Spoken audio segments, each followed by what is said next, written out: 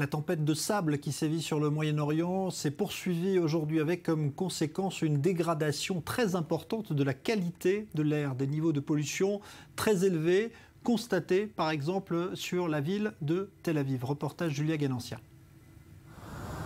Difficile de distinguer le ciel de la mer. Pour la deuxième fois en 2 mois, Tel Aviv est de nouveau recouvert d'un nuage de poussière. Aux abords de la plage, rares sont ceux qui se sont risqués à sortir respirer l'air pollué. Mais quelques-uns sont bien décidés à ne pas bousculer leurs habitudes. Je veux garder la forme. Un peu de vent, c'est pas ce qui va nous arrêter. Je me suis dit qu'on allait sortir courir. La météo est agréable.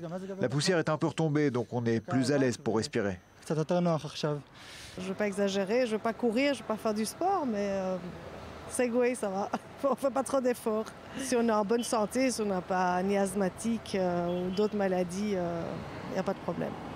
Pas de problème, ou presque, car ce phénomène météorologique pourrait être bien plus dangereux qu'on ne le pense, surtout lorsqu'il intervient plusieurs fois dans l'année. Plus les particules sont fines et plus elles pénètrent profondément dans l'appareil pulmonaire. La poussière pénètre dans la trachée, les bronches, puis les bronchioles. Elles peuvent être crachées ou avalées dans l'œsophage, mais si l'empoussiérage est trop élevé, elles iront jusqu'aux alvéoles.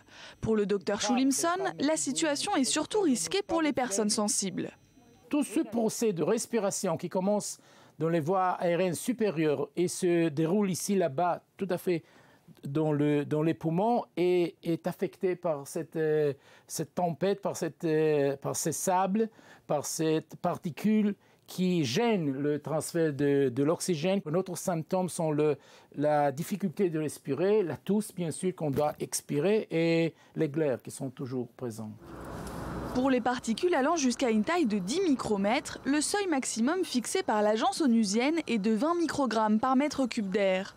Une limite largement dépassée dans de nombreuses villes et Tel Aviv n'y échappe pas. Ces 2 derniers jours, les niveaux maximums des particules de 10 micromètres ont atteint des valeurs 70 fois plus élevées que la normale. Dans un récent classement établi par l'OMS, Israël se classe en 24e place des pays où la qualité de l'air est la plus mauvaise. Aujourd'hui, plus que jamais, Tel Aviv porte parfaitement son nom de ville blanche, mais heureusement pour les Tel Aviviens, la pluie annoncée devrait chasser en grande partie le nuage de poussière. Alors justement, on est en ligne avec Daniel Elkabetz, qui est directeur commercial de Brizometer. C'est une start-up israélienne qui permet, sur une application de téléphone, de mesurer la qualité de l'air, la pollution aussi. Bonsoir Daniel Elkabetz.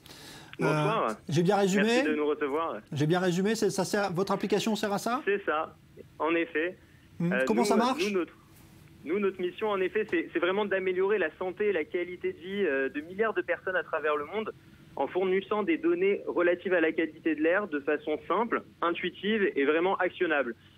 Qu'est-ce que j'entends par là? Si demain je vous dis qu'il fait 25 degrés, vous allez comprendre ce que ça veut dire assez facilement, comme tout le monde, mais par contre, si je vous parle de PM2.5, de ozone, effectivement, ça devient un peu plus compliqué pour nous.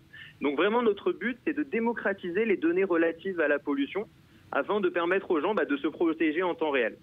Et là, là, par exemple, depuis 2 jours, pour ceux qui sont à Tel Aviv, vous leur dites que sur l'application, il est clairement écrit de ne pas sortir, ne pas faire d'activité dehors parce que l'air est vraiment très mauvais? Il faut relativiser, mais effectivement, l'air est pas bon. Mais là, dites-vous que c'est visible aujourd'hui. Mais imaginez que toute l'année, il y a des événements polluants de ce type qui ne sont pas visibles. Et vous n'avez pas de moyen de vous protéger. Donc nous, vraiment, notre plateforme, ce qu'elle fait, c'est qu'elle permet de cartographier la pollution, de suivre les zones à risque, et tout ça grâce à la puissance de nos technologies qui reposent sur le cloud de Google. Donc derrière, qu'est-ce qu'on va vous permettre? C'est de voir la pollution, mais à l'échelle de votre rue, et non à l'échelle d'une ville. Typiquement, si demain je vous dis que Paris est pollué, vous n'allez pas forcément pouvoir vous protéger, parce que ça ne va pas vous donner beaucoup d'indications. Par contre, si je sais vous montrer la pollution autour de vous, vous pouvez l'éviter. Vous pouvez aussi protéger vos enfants. Vous pouvez recevoir des notifications et en temps réel fermer les fenêtres. Donc il y a aujourd'hui beaucoup de scénarios comme ça qui vont vous permettre de vous protéger de la pollution. Nous, notre technologie, on l'intègre à la fois à travers cette application, mais aujourd'hui, on voit qu'il y a une vraie demande côté entreprises du secteur privé, ou même à travers les villes, qui nous demandent d'intégrer leurs données, nos données, dans leur système, justement pour suivre la pollution en temps réel ou pour envoyer des notifications à leurs clients. Merci beaucoup Daniel Elkabet, directeur commercial donc, de Breezometer. C'est cette application qui évidemment est très utile au moment où on parle beaucoup de pollution de l'air dans les grandes villes. Et bientôt d'ailleurs le sommet sur l'environnement qui aura lieu.